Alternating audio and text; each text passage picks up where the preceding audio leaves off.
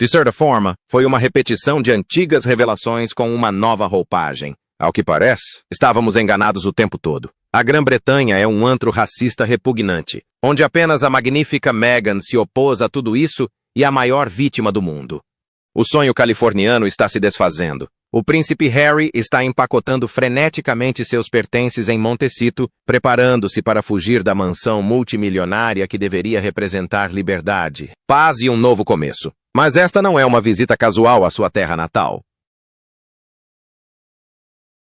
Não se trata de reconciliação ou cura familiar. Trata-se de uma fuga, uma corrida desesperada em busca de proteção institucional, algo que ele outrora rejeitou e ridicularizou publicamente. O momento não poderia ser mais caótico.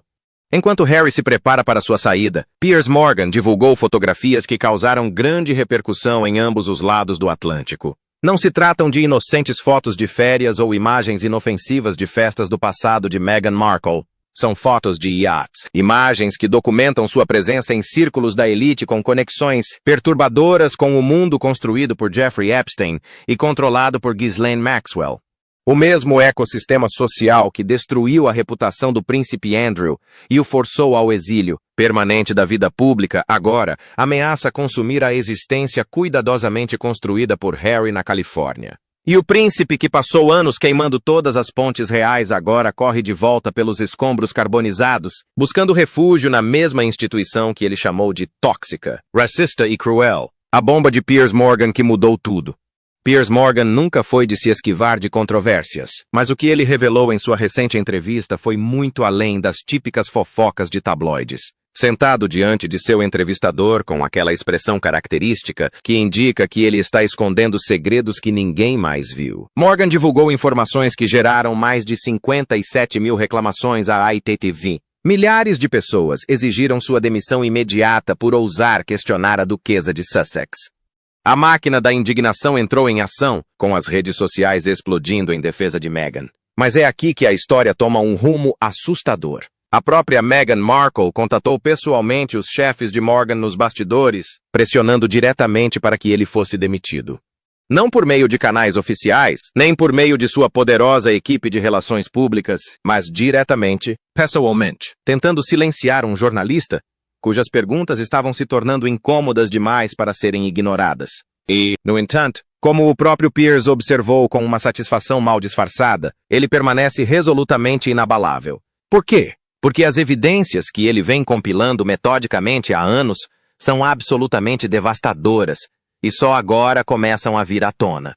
As fotografias do iate mostram Meghan em ambientes que são profundamente relevantes quando analisados sob a perspectiva de eventos subsequentes.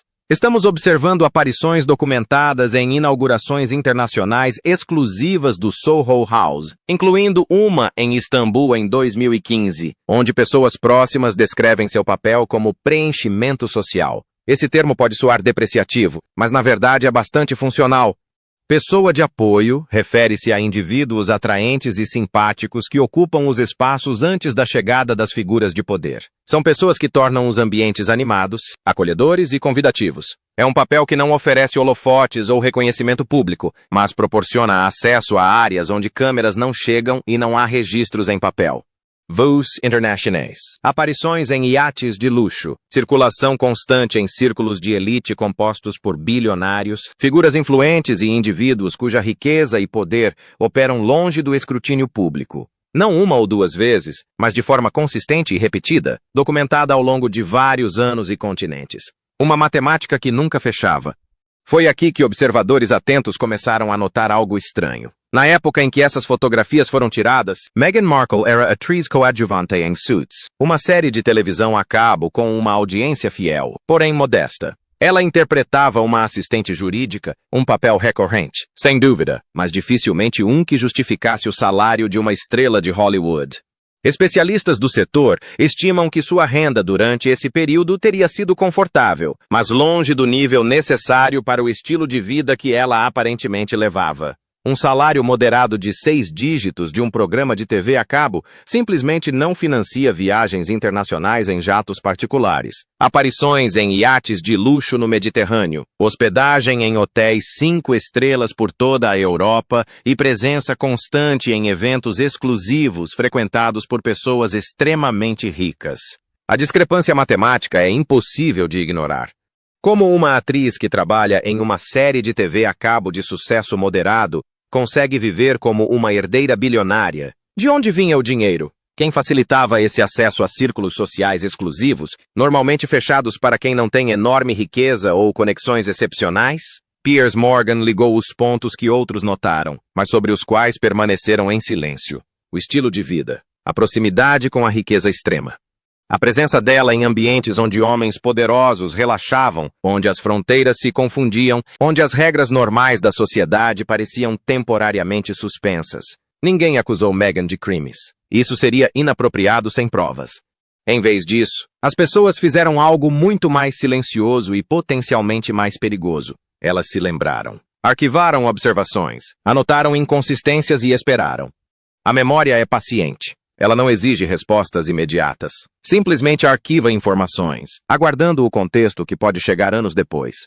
E quando aquela mesma mulher das fotos no iate apareceu de repente ao lado de um príncipe, ostentando um título, acenando das varandas do palácio e se tornando uma das mulheres mais famosas do mundo, aquelas antigas lembranças ganharam uma nova e explosiva relevância. O Father Ghislaine Maxwell. Ghislaine Maxwell está atualmente cumprindo uma pena de 20 anos em uma prisão federal na Flórida. Seu império social foi completamente destruído. Sua influência evaporou. Seu futuro está escrito em muros de concreto e arame farpado, e ela provavelmente morrerá atrás das grades. Maxwell acaba de ser condenada a 20 anos de prisão por seu envolvimento no aliciamento de jovens garotas para serviços sexuais a Jeffrey Epstein e seus amigos. E é exatamente isso que a torna tão perigosa agora. Eis uma verdade fundamental sobre o comportamento humano que os promotores conhecem intimamente.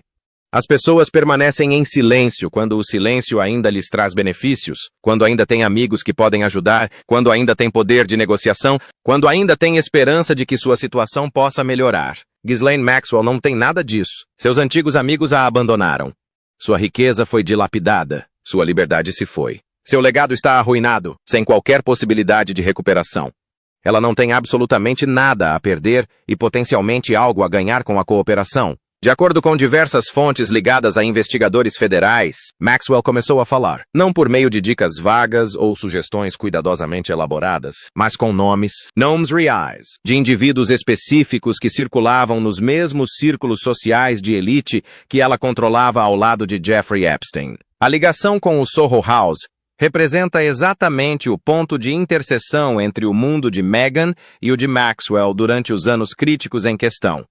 O Soho House não era simplesmente um clube privado elegante para artistas e criativos, embora essa fosse certamente a sua imagem pública. Nos bastidores, esses locais internacionais serviam como infraestrutura, criando corredores entre mundos que normalmente não se misturam abertamente. Hollywood encontrava o mundo das finanças internacionais. A nova riqueza se misturava com o antigo poder aristocrático. Pessoas ávidas por atenção e publicidade cruzavam o caminho de outras que evitavam as câmeras a todo custo. Não se tratava de encontros sociais casuais. Eram ambientes cuidadosamente planejados para serem vibrantes e cheios de vida, exatamente quando convidados importantes chegavam. A energia certa. As pessoas certas na sala. A combinação perfeita de beleza, charme e discrição. E Meghan Markle foi levada internacionalmente para ser um desses rostos, preenchendo os ambientes com exatamente a atmosfera que deixava homens poderosos à vontade e generosos. A conexão com Virginia Giuffre. É aqui que a história deixa de ser uma fofoca incômoda e entra em um território jurídico genuinamente sério. Durante o processo civil movido por Virginia Giuffre, a mulher cujo depoimento destruiu completamente a reputação pública do príncipe Andrew, e o forçou ao exílio permanente de suas funções reais. O nome de Meghan Markle quase entrou no tribunal, não como ré. Essa distinção crucial é extremamente importante, principalmente no que diz respeito às potenciais testemunhas. As testemunhas não são acusadas de crimes. São simplesmente pessoas que podem ter visto ou ouvido algo, ou que estiveram presentes em momentos que posteriormente se tornaram juridicamente relevantes. De acordo com informações obtidas durante a fase de instrução processual, havia 3 razões específicas pelas quais os investigadores consideraram convocar Meghan para depor. Primeiro, ela residia nos Estados Unidos, o que simplificava a jurisdição e evitava complicações legais internacionais. Segundo, ela foi descrita como uma pessoa próxima ao príncipe Andrew durante um período específico que coincidiu com os supostos abusos. E em terceiro lugar, dizia-se que ela fazia parte do círculo social mais amplo de Jeffrey Epstein durante os anos em que a atividade criminosa estava em pleno andamento. No fim, ela não foi chamada a depor. O caso foi resolvido antes que isso se tornasse necessário. Mas o prejuízo não estava no resultado. Estava no fato de que investigadores federais experientes, com poder de intimação, analisaram o histórico de Meghan e acreditaram que havia algo substancial que justificasse um depoimento sob juramento. Quase ninguém é chamado como testemunha em um caso federal envolvendo tráfico sexual e abuso, a menos que os investigadores tenham razões concretas para acreditar que seu testemunho possa ser relevante. Aquele quase acidente deveria ter servido de alerta para qualquer pessoa atenta. Em vez disso, foi discretamente abafado pela cobertura constante da mídia sobre os preparativos para o casamento real e as narrativas românticas de conto de fadas. Agora, anos depois, enquanto Ghislaine Maxwell fala da prisão e Piers Morgan divulga documentação fotográfica, aquele quase depoimento de repente parece uma bala que foi desviada temporariamente, mas nunca realmente evitada. Montecito, um paraíso perdido. Enquanto o escândalo do iate explode em todas as plataformas de mídia em ambos os lados do Atlântico, Montecito tornou-se simultaneamente completamente inabitável para os Sussex. Este não é apenas um problema. Trata-se de uma convergência catastrófica de fracassos que acontecem simultaneamente, cada um alimentando e amplificando os outros. Os vizinhos ricos de Montecito excluíram completamente Harry e Meghan. Não há convites para eventos beneficentes locais. Jantares que antes os incluíam passaram a excluí-los discretamente das listas de convidados, sem qualquer explicação. Cafeterias exclusivas e lojas de grife que inicialmente acolhiam o famoso casal se tornaram espaços desconfortáveis, onde Meghan, segundo relatos, se sente julgada em vez de celebrada. Uma fonte local, falando sob condição de anonimato, descreveu a situação perfeitamente. Esta comunidade tem celebridades de verdade que não criam dramas internacionais aonde quer que vão. Valorizamos a privacidade, a discrição e pessoas que contribuem positivamente para a comunidade. Os Sussexes trouxeram câmeras, controvérsia e caos constante. Eles não são mais bem-vindos aqui. O exílio social é devastador, mas a pressão financeira é ainda pior. A Netflix, a gigante do streaming que desembolsou mais de 100 milhões de dólares para o casal em um acordo que ganhou manchetes no mundo todo, está efetivamente encerrando o contrato. Os executivos estão furiosos porque o conteúdo prometido nunca se materializou de forma significativa. A série documental transformou-se num festival de reclamações que alienou os espectadores em vez de conquistar a simpatia do público que a Netflix esperava. Os projetos subsequentes ou fracassaram espetacularmente ou ficaram indefinidamente paralisados num limbo de desenvolvimento. Fontes da indústria revelaram que a Netflix praticamente encerrou as chances de Harry e Meghan e que o relacionamento azedou de forma irreparável. Uma fonte do setor de entretenimento foi brutal. Os números não mentem, e Harry e Meghan simplesmente não estão gerando o engajamento do público ou a retenção de assinantes que a Netflix esperava para um investimento financeiro desse porte. Eles são basicamente um veneno para a marca agora. Depois, há o êxodo da equipe da Fundação Archewell, que se assemelha a um estudo de caso de desastre organizacional. 11 pessoas, 11 profissionais experientes que abandonaram suas vidas para construir o que deveria ser o Império de Sussex, deixaram o barco em rápida sucessão. Isso inclui James Holt, o diretor executivo que teve destaque no documentário da Netflix e mudou-se com toda a família do Reino Unido especificamente para ajudar a construir a visão da Archewell. Ele aguentou tempo suficiente para perceber que a operação era fundamentalmente irrecuperável antes de partir discretamente. O chefe de relações públicas sobreviveu exatamente 7 meses antes de escapar. 7 meses. No mundo das organizações sem fins lucrativos e de relações públicas, esse tipo de saída repentina é sempre, sem exceção, um sinal de alerta de que o ambiente de trabalho é insuportável. A liderança é disfuncional ou ambos. A pressão financeira que assola o Sussex está se tornando impossível de ignorar. Aquela mansão em Montecito custou 14 milhões de dólares. Só o imposto predial chega a centenas de milhares de dólares por ano. A segurança custa vários milhões de dólares anualmente apenas para manter o nível de proteção que eles acreditam ser necessário. O estilo de vida que construíram exige um fluxo de caixa constante e substancial que simplesmente não está mais se concretizando.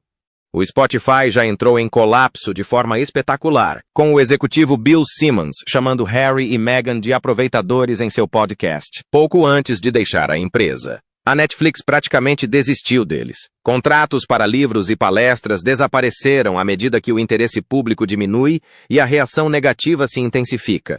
Segundo diversas fontes, Meghan está pesquisando ativamente possíveis destinos para fugir. O Texas foi mencionado repetidamente, com a ausência de imposto de renda estadual, o que pode ser um atrativo. Vários países europeus foram considerados como possibilidades, principalmente aqueles com tratados tributários favoráveis e proteções de privacidade para residentes ricos. Ela está desesperada para fugir da comunidade que a rejeitou completamente, mas eis o problema existencial que uma mudança geográfica jamais poderá resolver. As fotografias de Piers Morgan em seu iate estão agora circulando globalmente em todas as plataformas de mídia imagináveis. E o depoimento de Ghislaine Maxwell na prisão não leva em consideração o estado em que você mora, o país para onde você se muda ou quantos advogados você contrata. A polêmica da gravidez que não morre. À medida que as fotos do iate circulam e as perguntas sobre o passado de Meghan se intensificam a cada dia, as alegações anteriores de Piers Morgan sobre inconsistências na gravidez ressurgem com um peso devastador. Porque se a história do iate provar que Meghan construiu uma imagem pública cuidadosamente gerenciada, que não corresponde à realidade documentada, o que mais teria sido produção teatral em vez de verdade? As inconsistências na gravidez que Morgan identificou anos atrás estão agora sendo reexaminadas pelo público com um novo olhar crítico. E os padrões são genuinamente perturbadores quando vistos como um todo abrangente, em vez de incidentes isolados. Catherine, princesa de Gales, estava do lado de fora do hospital Lindo Wing, poucas horas após dar à luz, de salto alto, cabelo perfeitamente penteado, maquiagem impecável, segurando seus recém-nascidos para o mundo inteiro ver. Em 3 ocasiões distintas, ela demonstrou total transparência, honrou a tradição real e compartilhou momentos de alegria com o público que apoia a monarquia. Meghan, por sua vez, transformou sua gravidez em um romance policial, com uma trama que mudava drasticamente a cada capítulo, gerando confusão e suspeitas onde deveria haver apenas celebração. Em uma semana, a barriga de grávida estava proeminente, redonda e inegável. Ela a acariciava constantemente com as 2 mãos naquela posição característica que as grávidas reconhecem. Movia-se com um cuidado exagerado, como se carregasse uma carga preciosa que poderia se quebrar com qualquer movimento brusco. Então, dias depois, às vezes na mesma semana, as fotografias mostravam a barriga visivelmente menor, mais plana, posicionada de forma completamente diferente em seu corpo. Os padrões de movimento eram ainda mais reveladores e impossíveis de explicar com a progressão normal de uma gravidez. Em algumas filmagens, Meghan caminhava com cautela, as mãos protegendo a barriga, cada passo deliberado e cuidadoso. Então, repentinamente, em outras aparições praticamente do mesmo período, ela subia escadas rapidamente, girava com facilidade, se abaixava sem esforço, movendo-se sem nenhuma restrição física visível. Não estamos falando de mudanças graduais ao longo de meses, conforme a gravidez progride naturalmente. Estamos falando de diferenças drásticas em questão de dias, às vezes em questão de horas. Uma aparição pública mostra uma mulher tão grávida que mal consegue se mover confortavelmente. No dia seguinte, ela já estava praticamente fazendo ginástica em saltos-agulha de 12 centímetros, de acordo com alegações que surgiram durante a gravidez e nunca foram devidamente esclarecidas ou negadas. Documentos internos da agenda real começaram a circular entre os funcionários do palácio. Esses documentos supostamente registravam os compromissos e deslocamentos de Meghan ao longo da gravidez para fins de segurança e logística, como é o protocolo padrão para membros da realeza em atividade. Qual o problema? Alega-se que as consultas hospitalares foram registradas em dias específicos em que Meghan foi fotografada por diversas fontes independentes participando de eventos públicos em Londres. Uma coincidência temporal que não poderia ser explicada por um planejamento eficiente. Dias inteiros em que a documentação oficial indicava que ela estava em um local, enquanto evidências fotográficas de inúmeras fontes a colocavam em um lugar completamente diferente. Não é possível estar em dois lugares ao mesmo tempo. Os cronogramas de gravidez não são flexíveis nem sujeitos à interpretação. Ou os documentos foram falsificados por razões desconhecidas, ou as aparições públicas foram encenadas com outra pessoa, enquanto Meghan comparecia às consultas médicas secretamente. Nenhuma das opções faz sentido lógico ou reflete bem sobre qualquer pessoa envolvida. Então veio o detalhe que fez até mesmo observadores casuais que haviam defendido Meghan começarem a questionar a versão oficial. A promessa do parto domiciliar que desapareceu sem explicação. Meghan havia compartilhado cuidadosamente, por meio de pessoas de confiança do palácio, seu desejo de um parto domiciliar íntimo em Frogmore Cottage. Natural? Pessoal? Rejeitando a frieza dos protocolos hospitalares e o circo midiático, o público aceitou essa preferência perfeitamente razoável sem questionamentos. Muitas mulheres optam por partos domiciliares e não havia nada de suspeito nessa decisão. Então chegou o dia 6 de maio de 2019. De repente, sem uma única palavra de explicação ou esclarecimento, Meghan deu à luz no exclusivo Hospital Portland, em Londres. Não em casa, não no local anunciado publicamente. Em um hospital completamente diferente, que nunca havia sido mencionado em nenhuma declaração anterior. Nenhuma explicação foi oferecida. Nenhuma palavra sequer da comunicação do palácio sobre o motivo da mudança de planos.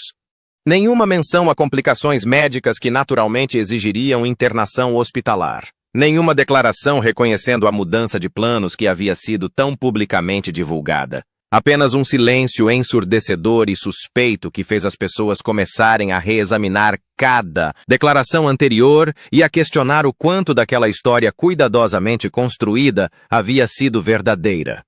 O paralelo com Andrew que aterroriza Harry. O príncipe Harry entende exatamente o que aconteceu com o príncipe Andrew, porque viu o processo destruir sistematicamente seu tio em tempo real, afastando-o permanentemente da vida pública e das funções reais. Andrew não perdeu seu prestígio por causa de fofocas de tabloides, especulações da mídia ou alegações não verificadas. Ele perdeu tudo. Seus títulos, seus patrocínios, suas afiliações militares, seu papel público, sua reputação, tudo isso fruto de depoimentos sob juramento. Porque, uma vez que as alegações de Virginia Giuffre foram feitas sob juramento, uma vez que as fotografias foram autenticadas, uma vez que as vítimas falaram em depoimentos que criaram registros legais permanentes, o conto de fadas do príncipe respeitável desmoronou instantaneamente e por completo. É assim que os escândalos realmente terminam no mundo jurídico. Não com manchetes sensacionalistas que caem no esquecimento, não com comunicados de imprensa cuidadosamente elaborados por advogados caros, mas com registros, depoimentos, testemunhos prestados sob pena de perjúrio que criam documentação permanente que nenhum publicitário jamais poderá apagar. Andrew tornou-se o exemplo de advertência que as famílias reais estudam quando as coisas dão terrivelmente errado. A prova de que o silêncio institucional e as manobras legais podem proteger alguém durante anos, às vezes décadas, até que, de repente, não conseguem mais. Até que uma pessoa fale sob juramento e todo o escudo cuidadosamente construído se estilhasse irremediavelmente. O paralelo entre a situação de Andrew e a crise atual de Harry é absolutamente aterrador. E Harry entende isso melhor do que ninguém. Ambos são membros da realeza ligados aos círculos de Epstein por meio de proximidade social e associações documentadas. Ambos estavam presentes em ambientes onde as fronteiras eram tênues e pessoas poderosas operavam sem supervisão ou responsabilização significativas. Andrew foi direta e especificamente mencionado no depoimento sob juramento de Virginia Giuffre, criando um registro legal que existirá permanentemente, independentemente de qualquer acordo ou manobra jurídica. Meghan quase foi chamada como testemunha exatamente no mesmo caso. Os mesmos processos judiciais que destruíram Andrew quase levaram Meghan ao banco das testemunhas para responder a perguntas sobre quem estava presente, quando e o que ela observou. O mesmo caso, as mesmas vítimas, a mesma estrutura legal, a mesma equipe de investigação com poder de intimação e acesso a provas que o público nunca viu. Harry sabe que a instituição real possui ferramentas e recursos que os assessores de imprensa da Califórnia, por mais caros ou bem relacionados que sejam, jamais terão. Advogados especializados em resolver problemas discretamente, em vez de os expor publicamente a eles. Profissionais com séculos de conhecimento institucional transmitido de geração em geração. Protocolos ancestrais concebidos especificamente para conter escândalos antes que cheguem aos tribunais, onde os registros se tornam permanentes e os depoimentos criam documentação que jamais desaparece. O sistema da família real sabe como absorver passados inconvenientes e torná-los funcionalmente irrelevantes. A história fornece múltiplos exemplos que Harry certamente estudou com atenção. Veja o caso da princesa Sofia da Suécia, que tem um histórico bem documentado como modelo de glamour e suposta proximidade com ambientes ligados a Epstein já em 2005. Assim que ela se tornou membro da realeza por meio do casamento, esse passado não desapareceu magicamente, mas definitivamente deixou de ser discutido na mídia convencional ou na sociedade civilizada. Veja o caso da princesa herdeira, Mette-Marit da Noruega, que pediu desculpas publicamente em 2019 por manter uma amizade social com Jeffrey Epstein. O pedido de desculpas aconteceu, recebeu breve cobertura da mídia e, em seguida, a história foi encerrada.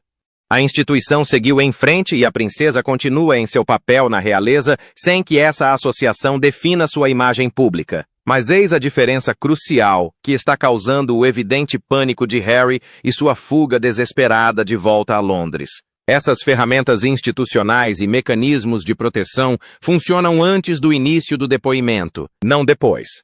Assim que os investigadores federais começarem a fazer perguntas formalmente sob juramento, assim que os depoimentos forem oficialmente agendados, assim que as intimações forem emitidas pelos canais legais adequados, nenhum protocolo palaciano ou influência real poderá impedir o avanço da situação. A pergunta que assombra tudo, a pergunta que paira sobre toda essa situação, a pergunta que parece assombrar o príncipe Harry enquanto ele abandona freneticamente Montecito e foge de volta para a proteção institucional, é devastadoramente simples.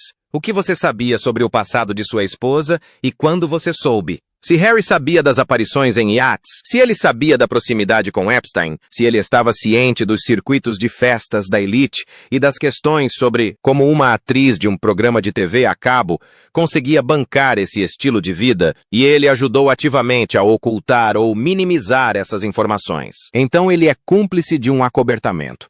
Isso o torna legalmente vulnerável e moralmente comprometido de maneiras que podem destruir o que resta de sua reputação pública. Se ele não sabia, se casou às cegas, não realizou a devida diligência ou foi deliberadamente enganado sobre a mulher que estava trazendo para a família real, então ele caminhou catastroficamente para um desastre que agora ameaça consumir tudo o que construiu na Califórnia e, potencialmente, seu relacionamento com os filhos e seus laços familiares restantes.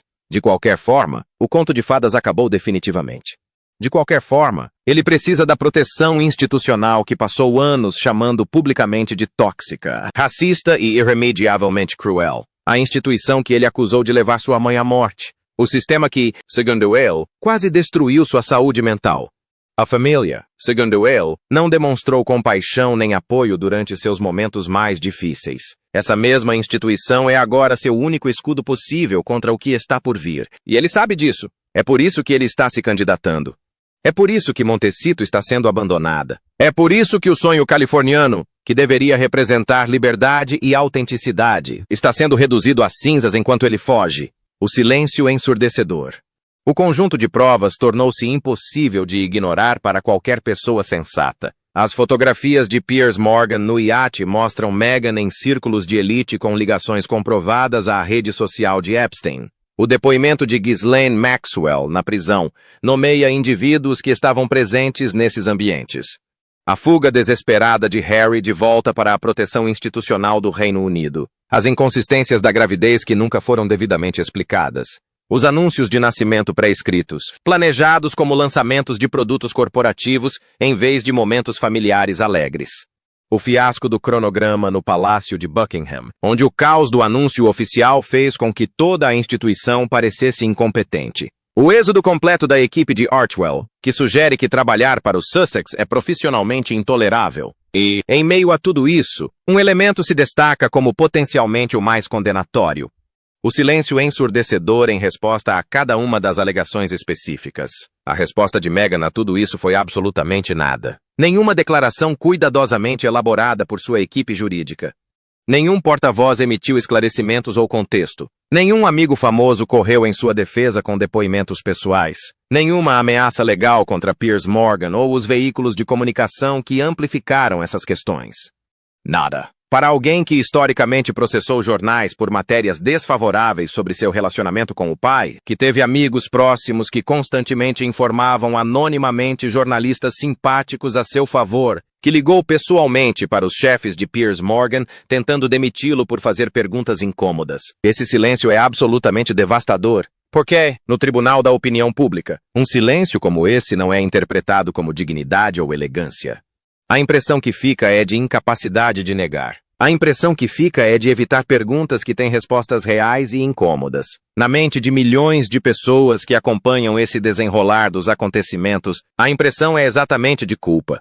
A resposta de Harry foi ainda mais condenatória. Ele voltou correndo para a instituição que passou anos desmantelando e humilhando publicamente. O homem que construiu toda a sua identidade pós-realeza em torno da proteção de sua família, contra narrativas falsas e perseguição da mídia, não está dizendo absolutamente nada de específico.